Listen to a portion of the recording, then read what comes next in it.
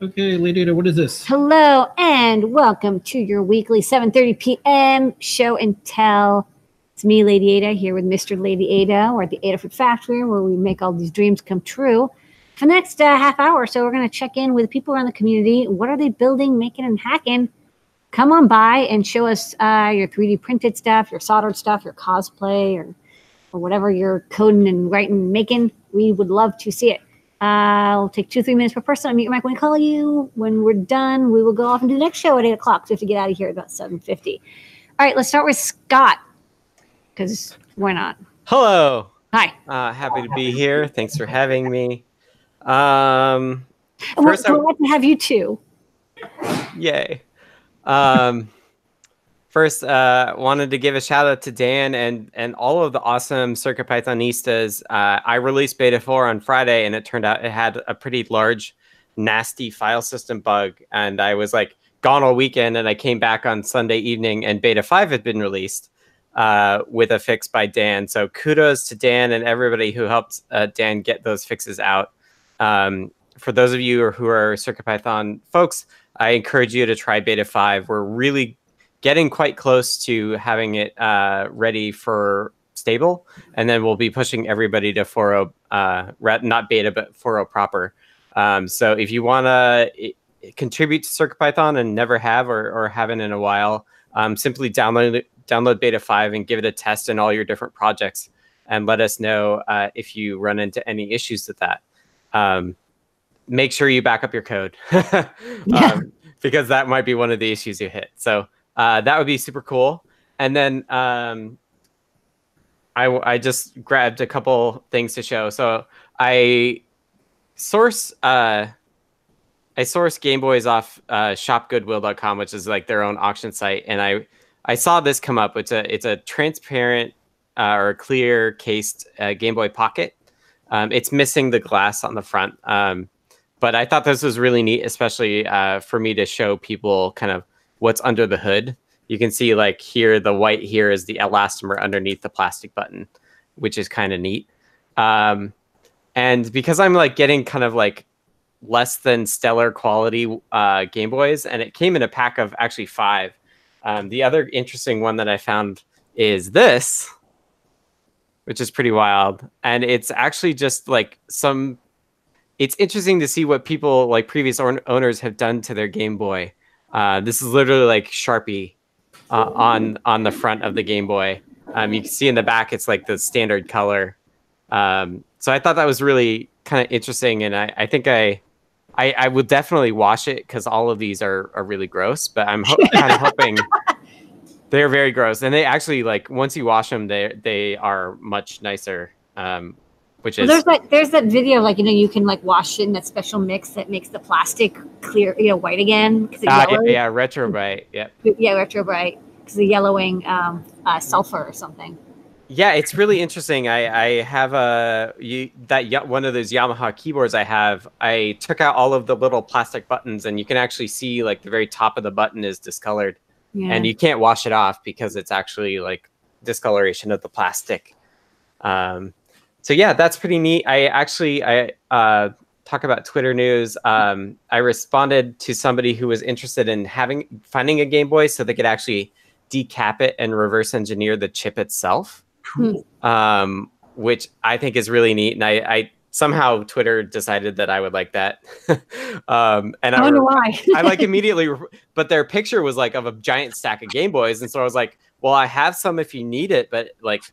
And then they like DM'd me and they were like, you realize I don't have any at this point. I'm like, oh, like I can help you get some. Okay.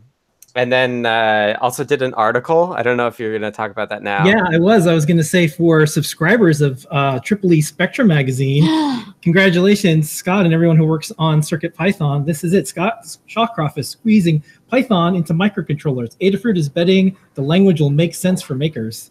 So congrats, big ink.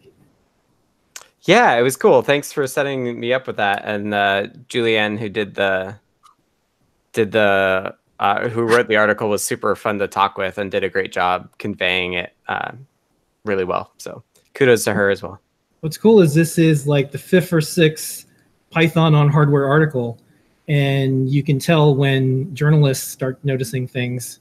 You know, the things that makers and hackers are doing on weekends. It's kind of it's in obscurity for a little while, and like maybe people notice it or not, but now it's hitting mainstream, as they say. So more articles and more people doing Python on hardware. Yeah, expect to see lots of cool things coming. Yep. We'll keep rolling. All right, nice. Yep. Next up, Phil B. Hello there. Your Krampus head. Oh. Yeah, let me. Oh, sorry, I hit the wrong button. I want to try this this other camera, see if this works. My desktop camera. Yeah. Looks like it's working. Good. We've been. It's not out yet, so don't ask. But we have been trying to do a thing. You know, these D-pads on the Game Boys are just really nice for playing games and stuff. And we've been trying to make a thing to do that. You know, using the same kind of D-pad hat and just make a PCB and use these nice elastomer pads. And boy, I don't know what it is, but this is just, it's not working. I mean, it kind of works, but it's like, it needs to be spot on, like work. So you can like play, you know, Mario or whatever. And like 99% working isn't good enough. And there's so many little variables and stuff, but a lot of it is, you know, we're trying to do this with a laser cut case, which has a lot of slop. This isn't like super precise like an injection molded case. And maybe that's part of it. You know, maybe it's something in the PCB design. I don't know. But if anybody knows like the hot tip on what it is with these D-pads and elastomers, if someone's written the book on this and you got a link, I would be super grateful, because have just not been able to get it to work well. Specifically, like, you know, it works, like the buttons and elastomers work, but when you press one button, other buttons go off by accident. Yeah, you get these false diagonals. Which is very weird. When you press hard and it seems like it hits the elastomer and it sets them off, and we're not exactly sure, is it the height of the cavity the D-pad's in? Is it, you know, the finish, you know, you need silk screen to cover the non-pad areas. Like we've kind of tried to mimic the Game Boy Pocket PCB, but it's being surprisingly finicky, which is for something that seems quite simple. Like, oh, you press the button and it goes, but it's actually not. It's not that simple. If you're just trying to, you know, if you press this button, then this happens, no problem. But something like a game is actually like really nuanced. And, you know, you're trying to play Pac-Man or whatever, which has those cardinal directions. And if things go off diagonally, you know, your Pac-Man goes where you don't want it to be and you lose. And that's not what we want, you know. It needs to be spot on. So I don't know if we're going to, you know, continue on this angle, or if it's just like, yeah, set it aside and we'll try a different approach. But I've been surprised at how finicky, you know, this seems like a simple thing, and it turns out it's actually really quite nasty. Yeah, I was gonna say, I do know that the Game Boy Pocket buttons bounce. I was surprised by that, because I'm used to a mechanical, like metal on metal, but I can confirm I've seen bouncing happen with a Game Boy Pocket as is. Yeah, which is part of it. Because that's what we were using. That's where we got our D-pad and our elastomers out of a Game Boy Pocket. So that's good to know. It definitely bounces. Yeah, I just added support for that. Do you get false diagonals though? Like when you hit left, you get up signals ever? I could test it some more.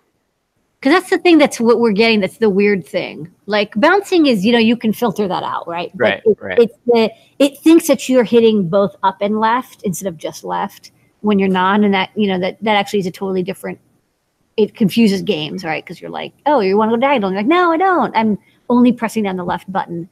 So I don't know. I might do another spin with a different elastomer, but it's very mysterious, because, you know, it's should just work. It doesn't seem too complicated. We don't know if it's some weird, maybe there's some magical come like, oh, the Game Boy Pocket ones are iffy, but Game Boy Color or the Advance, those work great, you know, or like if somebody's seen somebody recycle or reuse these pads in a project. Yeah. There's also some suggestions in Discord for me to check out. Yeah. Go. Thank you.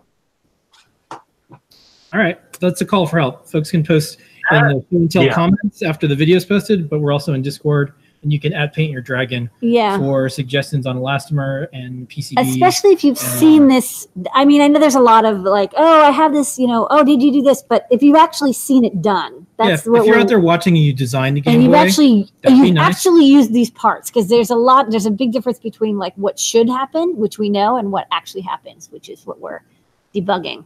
But we're hot on the trail. All right. All right, Noah and Pedro, what are you extruding? Yeah, hey folks. So this week we have a pipe portal project, and shout out to Brent, who's on the Adafruit IoT team that inspired this project. Pedro, can you plug it in for me, please? You're my hand model today. Hand Yeah, model. Is it this side? So here's the first thing I want to talk about. This is one of those new reversible USB cables that we have in the shop. This is really, really nice. Do you like them? Okay, I good. do. I love them. Yes. We have to throw all of our other cables away. Get all these. I like right, it's a pipe portal and a pipe portal. Yeah, it's Okay. kind of meta there. Yeah, so this is a little bracket that we printed to kind of fit on a standard wall mount, a light switch to be precise. So it's kind of a two-piece design. You can kind of hook it into this other bracket that kind of stays stationary, secured to your light switch. And the cool thing about that is you can reuse the screws that are on your standard light switch. So you can take that off if you want. Yeah. And we're just using some M25 nylon standoffs to elevate the board and secure it to that 3D printed bracket. And yeah, we're running the animated GIF project code that Lamar put together. There's actually a learn guide up, so I just grabbed that and converted some of our some of our After Effects works. So I made those little GIFs, and they play really nice on the Pi portal.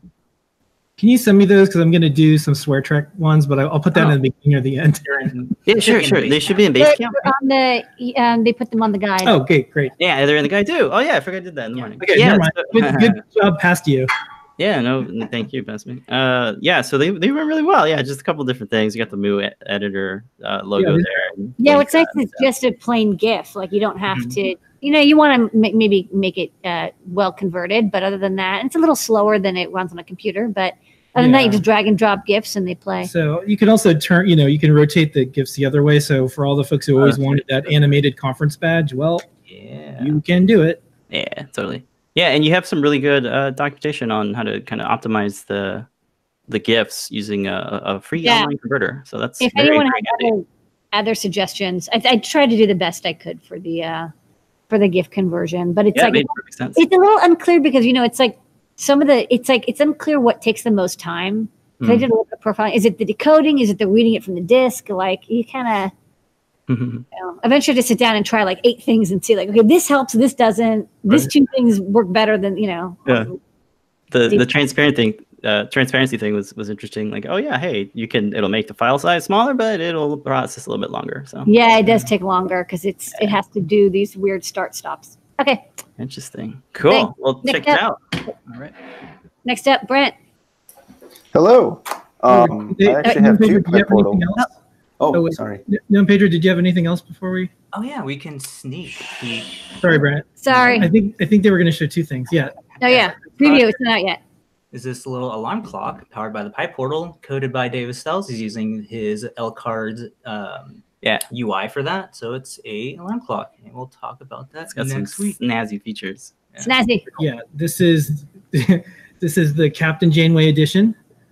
Yeah. Yeah. This looked like a QVC from the year like 2400. This is great. All right. Okay. So that's not out. Don't ask. All right. Now we'll go on to Brent. Thanks, I Brent. apologize. Thanks, Brent, for waiting. I had to About get it. the Star Trek clock. Okay, Brent. It's Hi. okay. Hello. The past week I have 2 pipe portal projects. One of them was what I originally asked Pedro No to make the wall mount that's actually behind me right now. But it's a pipe portal thermostat, thermometer, smart display. So when you cover up the light sensor on it, the light sensor has been on the pipe portal I've seen used for a few projects now. It's like there's no accelerometer, so it's like, how do I show something on the display and kind of change between the things? But you could wave your hand in front of it and it'll show the current temperature from the ADT 7410 on the back of the pipe portal, along with today's date and time. And that was added last week to the, and it sends the data to Adafruit.io when it's the display is on, but when the display is on, it sometimes heats up the sensor. So by default, the display is off. And it shows the date and the time from Adafruit.io directly, so it pulls in that data. So wherever you are in the world, you don't have to use a real-time clock, or you don't have to set the time manually. And it'll pull in the data, and it's really easy to use. So this is the first project that I've done that uses it. And then my second... Oh, you muted yourself by accident. Oh, you want to mute? Oh, I don't know if this will work, so we'll see. This is another PyPortal, and it's using the ESP32 SPI CircuitPython library. And I bought a $10 Wi-Fi enabled light bulb on the internet, and it has a HTTP API very similar to the Adafruit.io API.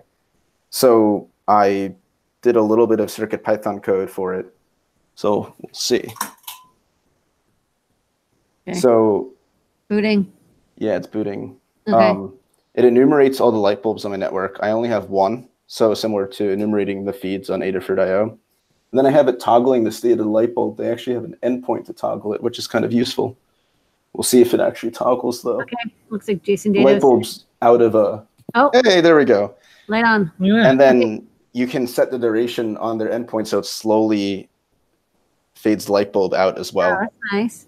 Really cool. So I'm going to add touchscreen buttons to this, and maybe a second light bulb as well to control between the two as a PyPortal project. Yeah, you can have a little light control remote switch. Yeah. Thanks, All right, good Brent. stuff. And as long as everyone keeps 3 to 4 minutes, we can still get to everyone. We're going to go to Sophie, then Dan, and then Daniel. Sophie, Hi, next. Sophie. What's up? Hi. Hello. I made a spacesuit to go along with my space helmet that I showed a little while ago. And it's, I made a whole like sewn jumpsuit that's kind of alien/NASA inspired. But what I have here is just the chest piece. And I was just going to show this part here, which is this panel that comes off. It's just stuck on with magnets. This is all made out of EVA foam.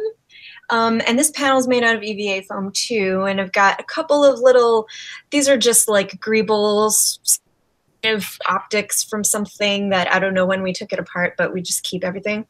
And the inside is this wacky little circuit. I mean, it's a really simple circuit. It's just some LEDs connected to a battery holder. But I have this kind of rat's nest. I don't know if you can see it, but it just looks like a bunch of rat's nest plastic. And that is 3D pen.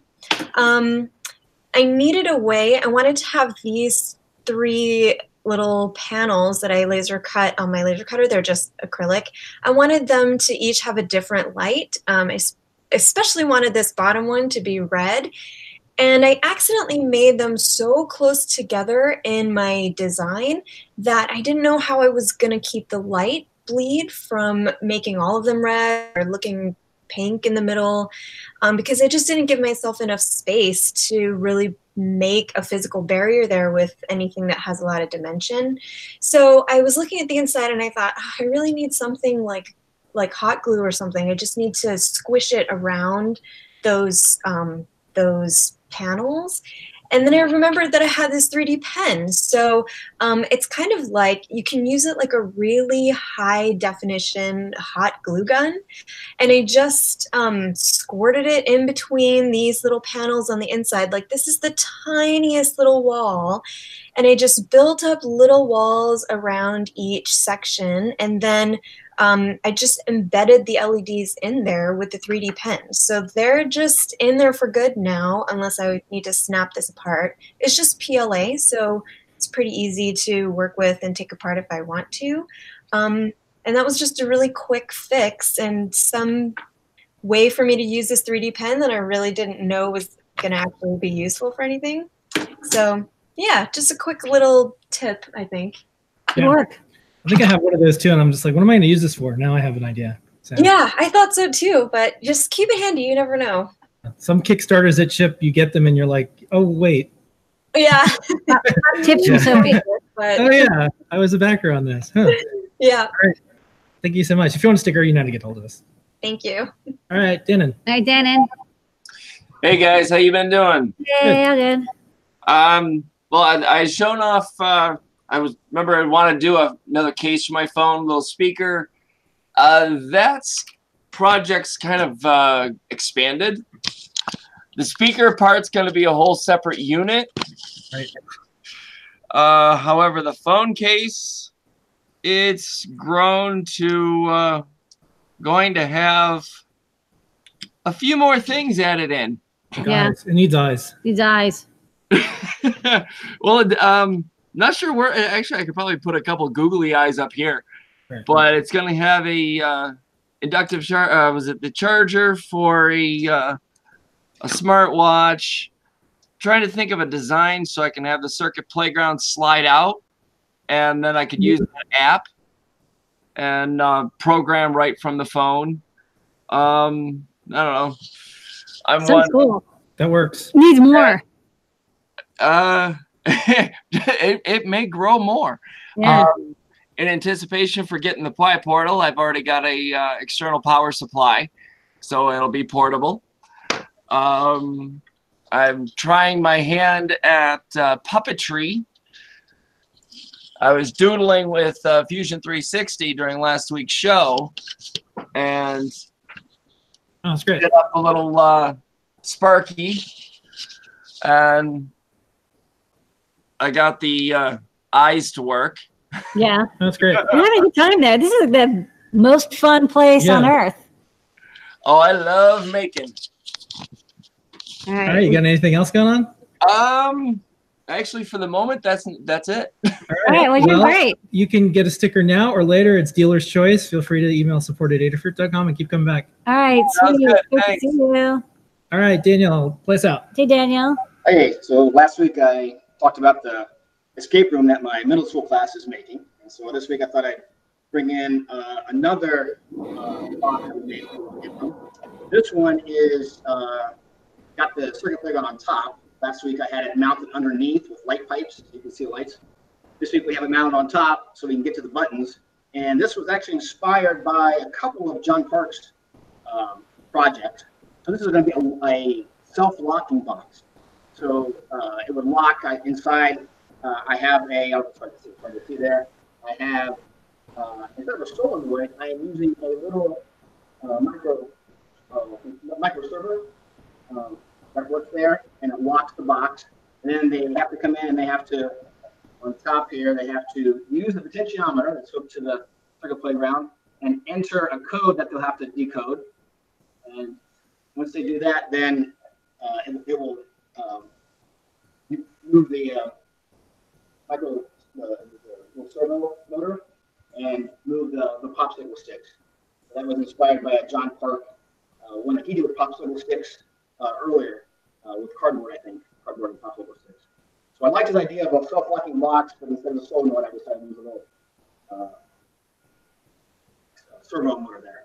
So this will be one of the things that they'll have to figure out what the combination is and open up, and then inside will be another Lego minifigure that they'll use for an RFID reader. So that's the second of our mini escape room boxes. All right. Well, if you want a sticker, you know where to email us. And thank you for making something fun for middle school students, which is normally, middle school is normally referred to as the escape room, but you're making things for them to want to stick around and do fun things and code. And that's a very, popular thing right now. People go to escape rooms. They can learn how to build those things and make those things. So thank you for doing it. I know being a teacher is a lot of work and you probably spend a lot of your own time on this, but thank you. Yeah, I spent a lot of time. It's been really fun. Like I said, the circuit playground is really fun to play with, and there's so much you can do with it.